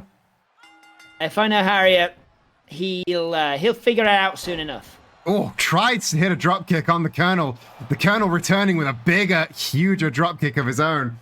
This is maybe this is not what Harry had in mind. Oh, Harry, of course, hailing from the country of Revachol. He's done exploring. He's done fighting crimes, and now he's fighting colonels. Colonel up to the top rope. This does not look good for good old Harry Dubois. Tried to roll out of the ring to get some respite, and hit with just a huge cannonball out of midair. This does not look good for poor little Harry. Colonel in full control right now. Ooh, flipping off the back into some sort of GTS type maneuver, and now once again the Colonel in full control. As is almost always the case. Mm-hmm. You know, the Colonel, of obviously a man with a military background, somewhat shrouded in mystery, but all we know is he came to fight, and hasn't stopped since. That is true, of course. The Kentucky Colonel, he's come here to fight, and he's not lost a match ever since. Stopping to roll out and just stare at Harry. As soon as Harry got in some offense, the Colonel taking a moment to reset, get his breath back. Maybe didn't expect such a high energy competition from a man seemingly on everything at once. If Harry Dubois manages this, it will have been like it can't be on purpose, right? Like no. I don't know much about the guy. He kind of keeps himself to himself. Varied, I think, might be the way I've experienced him. Unpredictable. Oh, unpredictable is very, very much the word. You don't know what he's going to come out with next. But he seems to have just moments of lucidity there. He had that very athletic sleep and flip combination there. Soon as he hit the clothesline, he stopped. He showboated, and now he's suffering for it. I don't think he realizes that this isn't like theater. This is a competition. And the Colonel seemingly getting increasingly mad at the seeming disrespect. I think from that's it, yeah. Harry Dubois getting the choke. It's not quite the bargain bucket choke, but just a standard standing choke, sleeper hold from Harry. Oh, Harry managing to turn it into a jawbreaker. Harry, of course, more toxin than man at this point, so a standard sleeper hold probably less effective than one might expect. And hits him with the snake eyes. we're not even sure he's got nerves left. No. But then, Harry seemingly had to have arrived at the Colonel's Fortress of Fighting by complete accident. Yeah, again, this is the second time in a row now that somebody has basically accidentally ended up in a match with the Colonel. It speaks a lot to the locker room, like, not wanting to fight the Colonel. That the only fights he can get is seemingly accidental. Oh, yeah, cover now from Harry with that. It was a sort of suplex onto the knee of Harry Dubois. And now bringing the Colonel over to, buckshot lariat from Harry Dubois. That was unexpected. And he gets the pin. Even more so that. Harry Dubois, the first ever man to land a pinfall victory against Who Colonel saw that coming? Sanders. Tequila Sunset himself. That's unlike anything I've ever seen before, and let me tell you, I can hear people throwing those juicy gifts out of their locker. That's actually going to be quite a lot of work to clean up. I might need to go down there soon and just before it gets into the carpets. You'll have plenty of time to clean it up, don't worry. I just want to... That is the first ever time that Colonel Sanders has suffered a pinfall loss. Not just the first time this year, not just the first time since he's held the title. The first time ever. And it was from a man who, for all intents and purposes, may not have even known he was there. I don't quite know how to process that right now. This is, as far as I'm aware, the last fight that Colonel Sanders was on the losing side of was Vietnam. that may well be the case. I mean, he has been a very strong, very intense fighter. He may not have lost since Vietnam. That may be entirely accurate. But all of a sudden, the unbeatable Colonel Sanders, the unpenetrable wall that is Colonel Sanders' world title, it looks very mortal. He looks very mortal now. He looks very, very vulnerable right now. So It's going to be the corridors of power in those locker rooms are going to be changed somewhat. Mm-hmm. All of a sudden, so many men who are like, okay, maybe it is possible. We saw at Deck the Halls, the era of Colonel Sanders began. Are we witnessing the end of the Colonel Sanders era? Only time will tell. Only time will tell. Maybe the Colonel needs to take a moment and rethink his world title, and how he's presenting it. Because if Harry Dubois can bumble into the ring and win, I think all bets are off. It could be just a matter of overconfidence. I mean, maybe. Who was expecting Harry to even bumble into the ring? Never mind to come out on top. Yeah, to come out on top with a buckshot lariat of all things. I didn't think he had it in him to flip like that, but hey ho. But with like I say, with all the inner ear damage he's done to himself over the years, the dead nerves. I mean, I'm not sure if he knew he was doing a buckshot lariat. You may be right. I don't think he knew what he was doing, but what he did was secure a victory. The first ever victory against Colonel Sanders. And the rest of his reign is going to be very, very interesting. But speaking of the end of eras, we may witness one here right now in our main event. Karl Marx, Scarecrow, Falls Count Anywhere for the Flippy Shits Division Championship. two very, very accomplished fighters in a very, very personal match. Carl has graciously given Scarecrow a second chance at this title shot, but may that be his undoing? What do you think about this matchup? Oh, I mean, it's a tournament of like it's a tournament. It's a battle of just titans. I mean, Karl Marx a kind of truly like has had a kind of stoic march through the flippy shit division. It's not been uneventful, but he's managed to kind of go ahead with it without impedance. I think Scarecrow more so has had that kind of like those low times where it really didn't seem like he was gonna kind of make it through here, right?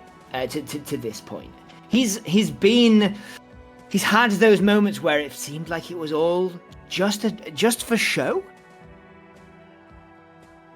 I mean, Scarecrow does a lot that you may believe. It does seem like it is just for show, but at the end of the day, like everyone here, he's gonna want those titles, and he's got to really. He's right now is his chance to prove, can he put his money where his mouth is? And this is not only is this, for the belt, but that Falls Count Anywhere stipulation. Obviously, Scarecrow got himself counted out at Birthday Bash, which is not something that you want to see. But a Falls Count Anywhere, it's closer to those barroom brawls that Karl Marx cut his teeth on. So maybe Karl offering this quote-unquote second chance was just turning the tides in his favor. Could be. He could certainly have kind of a home field advantage, as it were, knowing that he walks in that sort of like that space where the particulars of the rules that would mean that sort of keeping it to the ring once he's out amongst the people, maybe he's got a little bit more to be done. Scarecrow knows that the people don't like him. People don't like fear, and so he might be unwilling to follow where Karl Marx leads. Karl Marx definitely more a man of the people than Scarecrow, but I think there's been enough talk. I think it's time for our main event. Let's go down to the ring.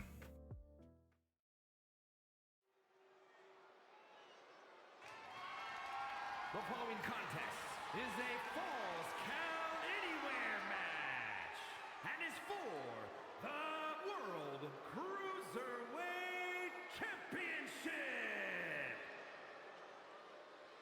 He says cruiserweight, I say flippy shit. Tomato, tomato. They mean the same thing, I believe. Yeah.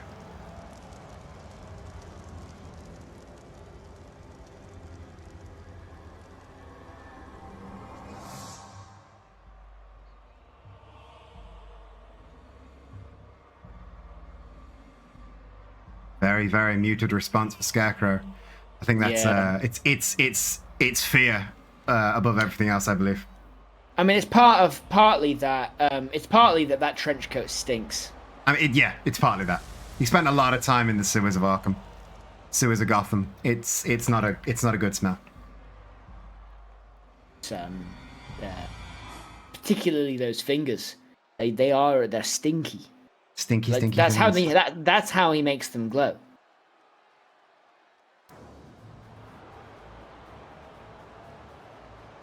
And again, our new look flippy shit title with its bright red belt, again at the behest of Karl himself.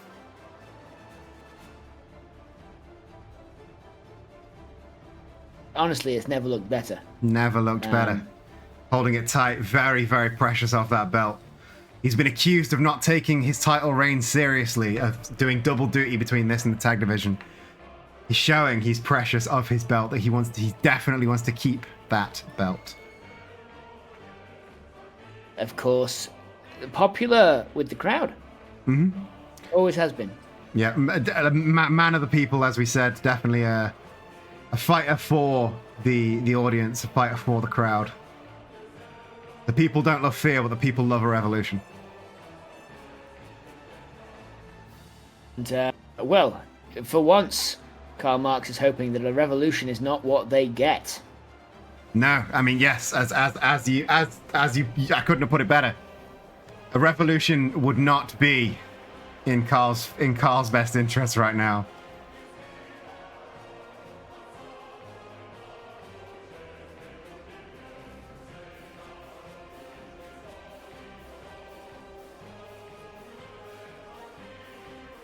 You hear some alt-right chuds in the background. I wasn't sure if they were booing at Karl or if they were booing at, I don't know, maybe Scarecrow did something. We'll send security back to check if they were, you know. I saw a red cap. Assumed. You can never be too sure. I understand. Scarecrow looking a bit worse for wear these days. And his opponent from London, England, weighing in at 210 pounds, he is the World Cruiserweight Champion, Karl Markus. Flippy shit champion showing off the belt with some flippy shit, as God intended. We asked him directly just after his match. And of course, Yeah. Gus, our premier Wrestling is Silly official, Gus, refereeing this title match. And having to have it's tradition, of course, to show the competitor the belt to make sure it's real. But with Scarecrow, it doesn't matter whether it's real or not. It can hurt you. Ooh, a spinning Alabama slam there from Scarecrow. A little bit physics defying there, but a jumping super kick. Oh, I mean, and now this is the flippy shit division, And, aren't we just seeing it? and Karl Marx managing to turn an armbar into some flippy shit. That is proof that he is our champ, and maybe he should remain our champ. Karl spilling to the outside, though, quickly followed by Scarecrow, colliding with that Spanish announce table. And, the Cazadora into the DDT. Bouncing DDT there from Karl. Showboating from both sides, though. Quick strikes from Scarecrow, that clawed fear hand.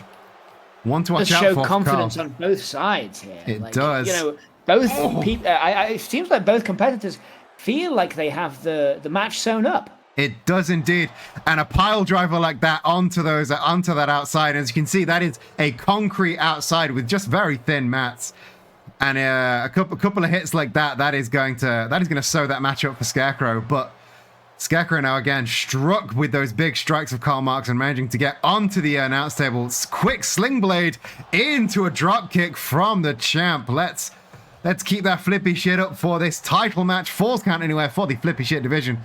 Karl with the cover. Very quick cover. You did see, you did see Scarecrow going for that early pin, despite having barely managed to land a hit on Karl Marx here. Just to say that he could? Yeah, just to say that he did? Again, it's more mind games from the Scarecrow, something we see a lot of here. Oh, running shooting star press there from Karl Marx.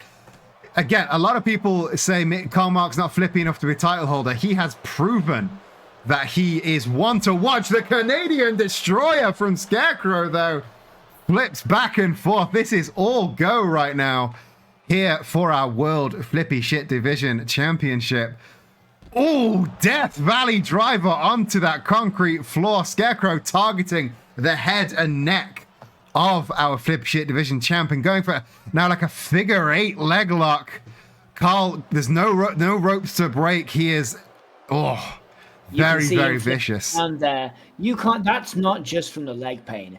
That gas, that smell can make you see all sorts of shit. Yeah. The sling blade into a drop kick from Scarecrow again. Spanish announce table are very close to the action right now. Scarecrow with a pump handle driver. Again targeting the head and neck of Karl Marx. He is a thinker. He is a philosopher. That is the moneymaker for him. Oh no. Oh no. He's crossed the legs. Oh, Tombstone Grapevine. This was a move used by Abe Lincoln, the partner of Karl Marx. Again with the mind games from Scarecrow, and now just throwing Karl Marx around the ring. Scarecrow in full control right now, landing on those steel chairs. Of course, Scarecrow, notably a competitor who joined the the Flippy Shit division after mishearing it as the Trippy Shit division. And wow, what a victory! Scarecrow.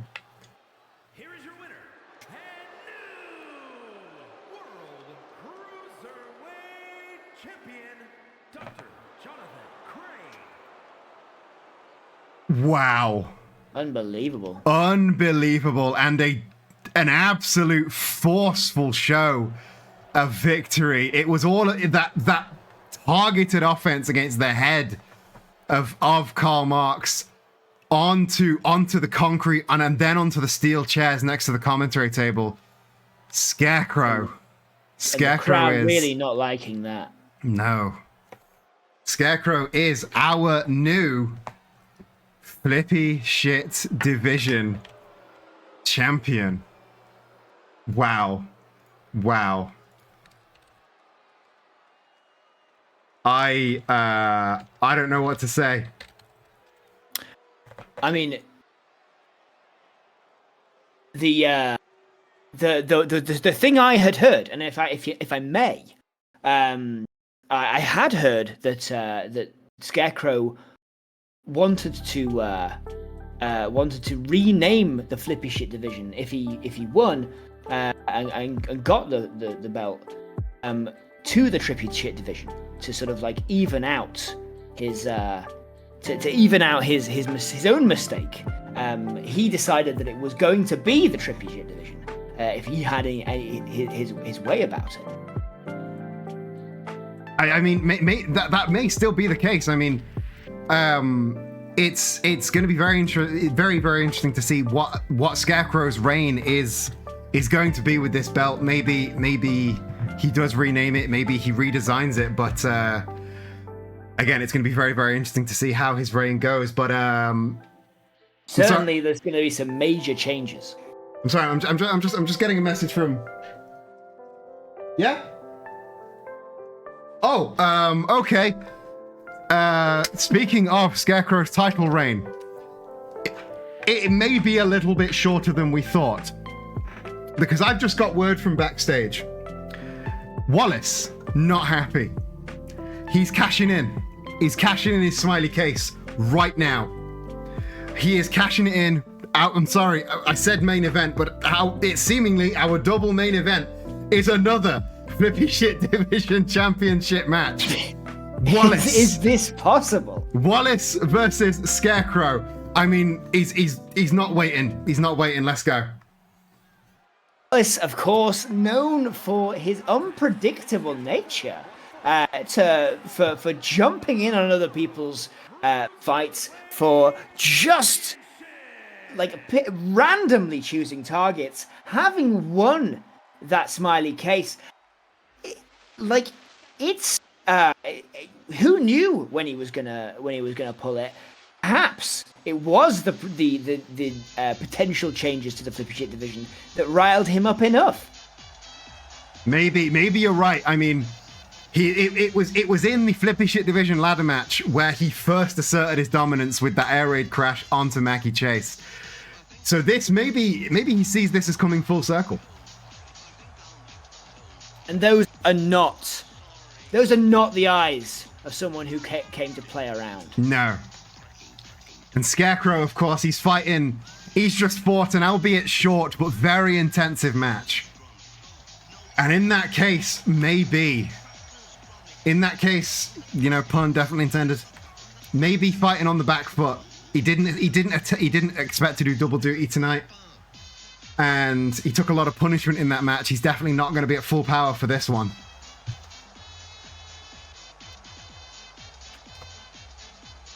But This is Wallace's time. It's his match to lose. He's got a shot. And just look at his face. You can see that he's seething. And back in comes the Scarecrow. Managing to get that belt on, but I think he's worn that belt for maybe 8 seconds before he's had to come out and defend it. This could be. That's it, and this could be the quickest title reign in Wrestling is Silly history. It could be, and you know, like with all the things he wanted to do with it.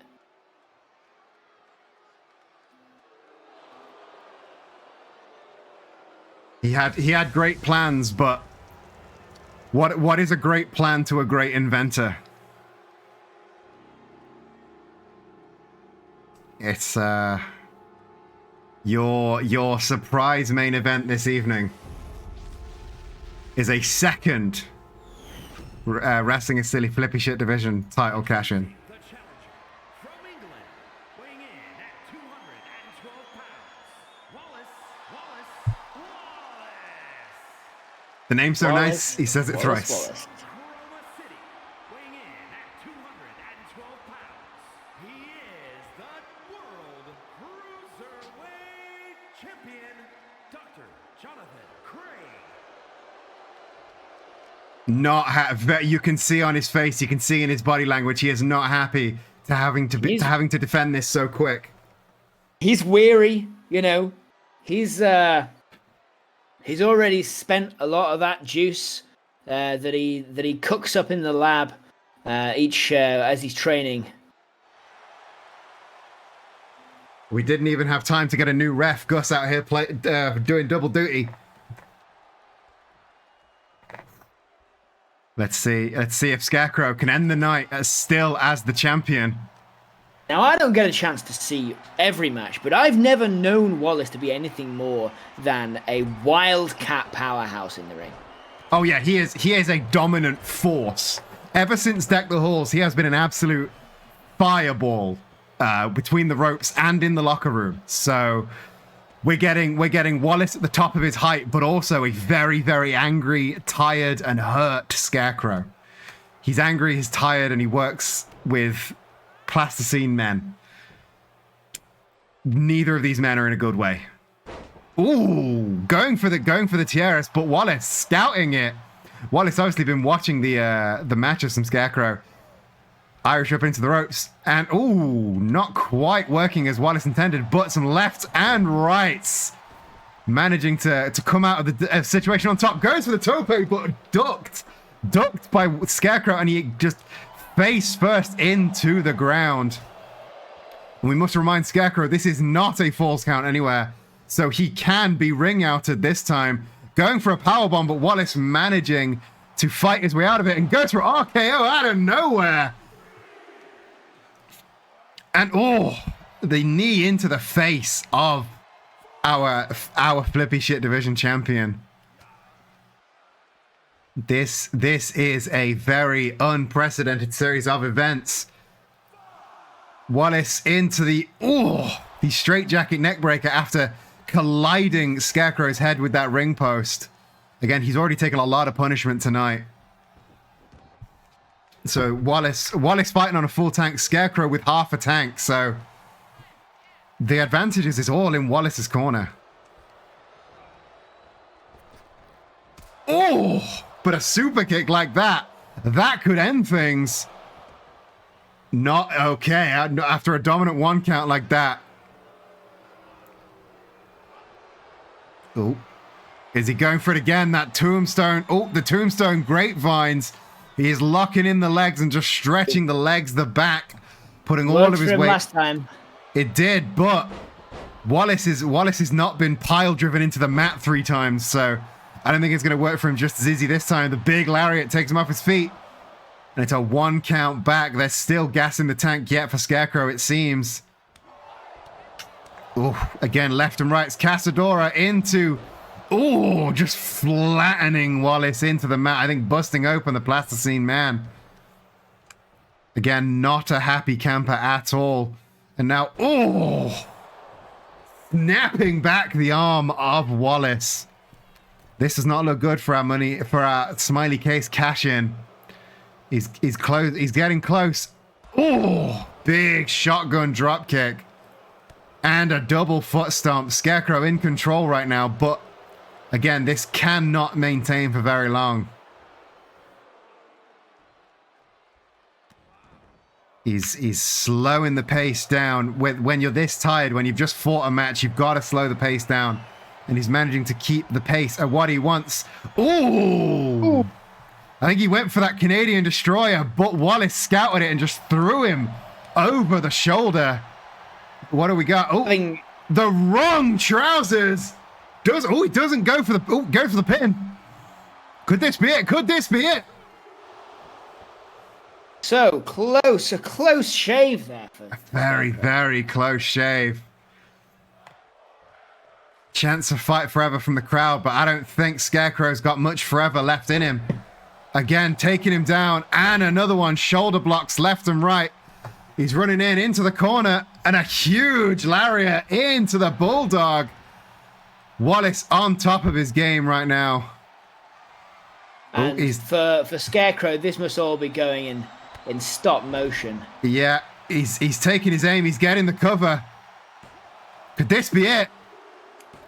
New champ again, Wallace, with the opportune cash in. And Wallace must be just thinking like, what a grand day. What a grand day.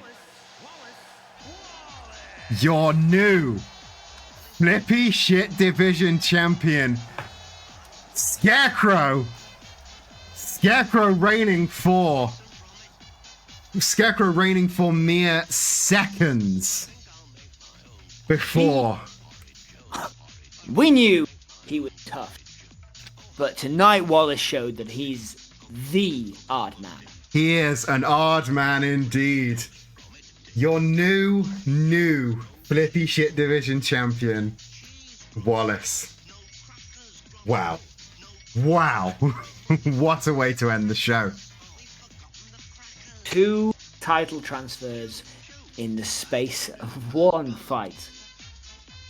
What a show. What a show of force by Wallace. What a performance by Scarecrow. What a performance by Karl Marx. Title changed hands twice in one day. Paul the Pole giving out 5 community subs to celebrate the double title change. Jenny Jane writes, Geeks Made Very Sweet, Hendrine, Neil Katz, and Rachology. Enjoy your gifted subs from Paul the Pole. And Paul the Pole, thank you for supporting Wrestling is Silly. I hope you've all enjoyed tonight's very, very tumultuous show. I mean, Wallace has had a bad rap with his unpredictable assaults on various favorites, but let's see how the fans like him over the Scarecrow. I mean, yeah, I don't think anybody was looking forward to a Scarecrow title reign, but a Wallace title reign is all the more unpredictable. So the era of Karl Marx is over, and he's got the revolution that he so wanted, but it cost him the title. So I don't know where we where the Flippy Shit division goes from here, but that brings us to the end of Wrestling is Silly this week. Thank you for joining me, everybody in chat. Thank you, a huge thank you to Paul the Pole for those 5 community subs there at the end, and thank you, Matt, for joining me on the commentary desk. Oh, you're so welcome. Here is your favorite chance. sub in my contract. Here's your chance to plug any and everything you do outside of these ropes. So where can the world find you outside of Wrestling is Silly? Well, you can find me at Matt Speaks Words most places, but if you want to hear a little bit more of our voice, you can go over to listen to Life's a Pitch podcast. It's available on Spotify and where all your favorite podcasts come from. We pitch movies that will never get made based on titles that you make up and give us on social media. And Eden's been on the show plenty of times, so if you want to hear more Eden, there are plenty of those as well. well.